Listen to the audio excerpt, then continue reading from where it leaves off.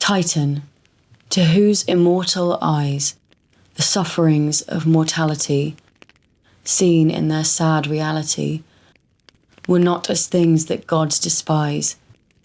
What was thy pity's recompense? A silent suffering, an intense. The rock, the vulture, and the chain, all that the proud can feel of pain. The agony they do not show, the suffocating sense of woe, which speaks but in its loneliness, and then is jealous lest the sky should have a listener, nor will sigh until its voice is echoless. Titan, to thee the strife was given, between the suffering and the will, which torture where they cannot kill, and the inexorable heaven, and the deaf tyranny of fate, the ruling principle of hate, which for its pleasure doth create the things it may annihilate, refuse thee even the boon to die. The wretched gift eternity was thine, and thou hast borne it well. All that the thunderer wrung from thee was but the menace which flung back on him the torments of thy rack.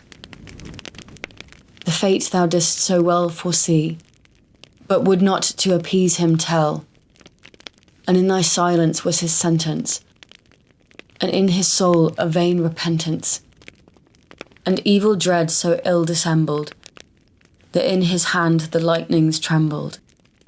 Thy godlike crime was to be kind, to render with thy precepts less the sum of human wretchedness, and strengthen man with his own mind, but baffled as thou wert from high, still in thy patient energy, in the endurance and repulse of thine impenetrable spirit, which earth and heaven could not convulse.